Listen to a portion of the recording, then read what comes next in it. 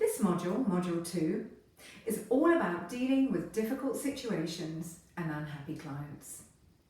The module explores the following topics: fight or flight reflexes, and we'll explain these in a little bit more depth. Body language and the first encounter with an unhappy client, the importance of good eye contact and other body language skills, the client recovery system, going the extra mile, and the follow-up call.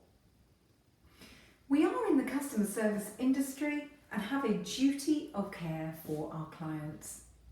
And no matter what the situation is, it is in our best interest to bring a negative client around to a more positive outcome. And by doing this, you will save an enormous amount of problems for your salon in the future.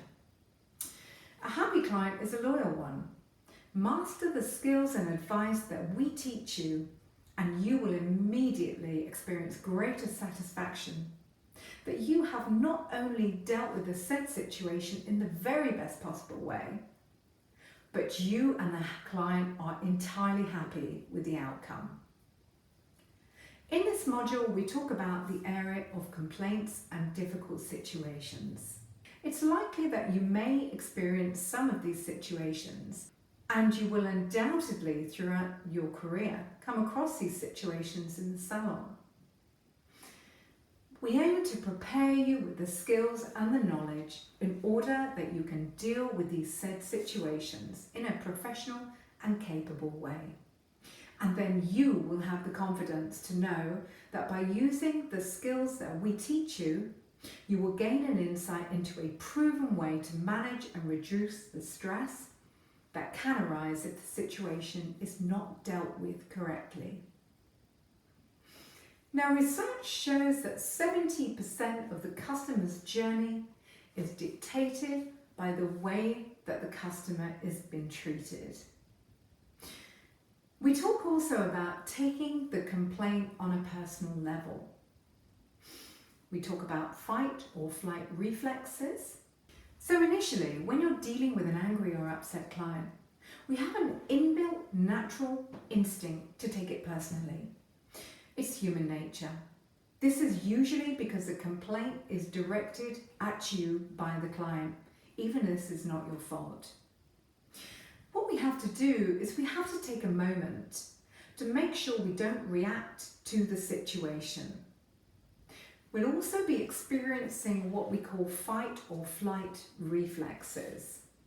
But obviously we cannot respond to this as we're being confronted by the client and there literally is nowhere to go. We cannot take flight or leave the situation, and it would be totally counterproductive to fight in any way, of course. You need to be able to recognize the symptoms that you are feeling in this situation, and you need to focus. You need to focus so that you can deal with the situation for the benefit of the client. And here's this very, very simple yet effective mind map just to show you what feelings that the client may be having and how important it is for us to realize how they are feeling. We can then empathize with them, we can build trust, and we can help them with their issue. Let's not forget, no one really likes to complain, so we must be fully understanding of the client's feelings. The client has come into the salon to let you know that they are unhappy. Initially, you need to listen fully. Don't interject. The client wants to tell you what they want to tell you, so you have to listen. You have 2 ears and 1 mouth. Use them accordingly.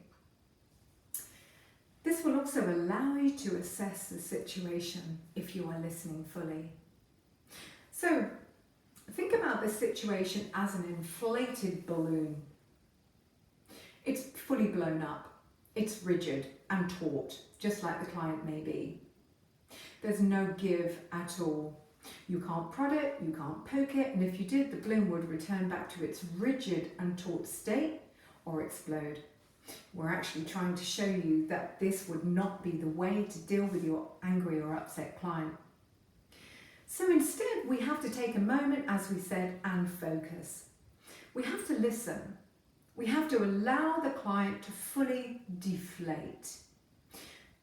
The way that they do this is by telling you how they feel and how they're feeling, why they're upset, why they had a reason to come in and complain. Only then will you be able to interject. You need to assure the client and show real, genuine empathy towards them. Then the client will actually listen to what you have to say. So it makes perfect sense to allow this process to happen. It's up to you to make moves to solve this problem and to make sure that you turn an unhappy client into a happy client. We talk much further about this in this module. The next step would be to make sure that the client has nothing but good to say about how the complaint was handled. This is a very, very important factor, as this for the client will certainly be a talking point.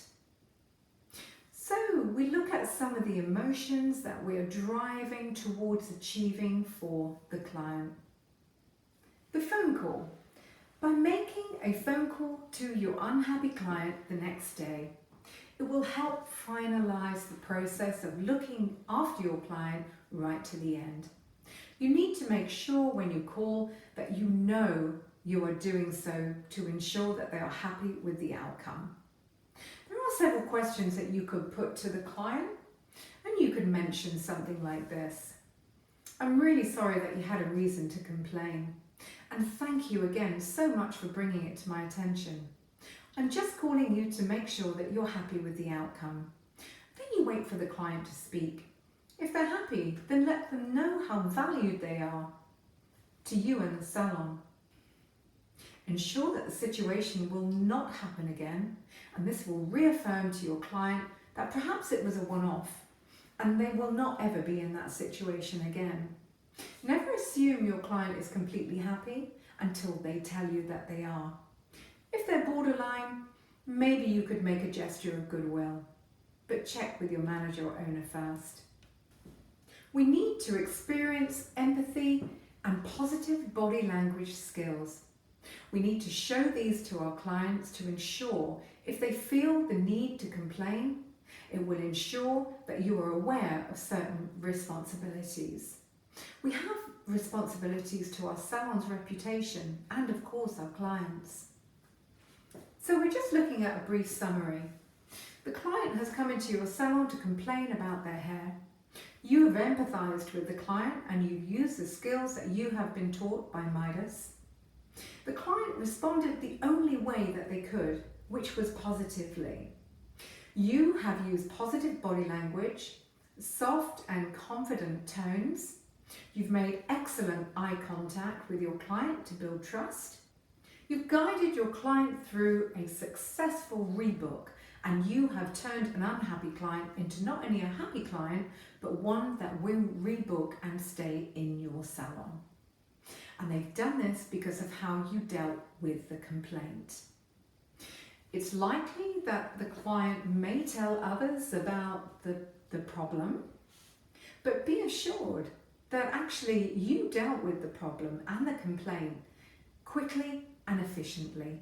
They may well become an ambassador for the salon, purely due to the nature of the way that the complaint was dealt with. So well done. Your client will fall back in love with you and your salon. After all, a happy client is a loyal client.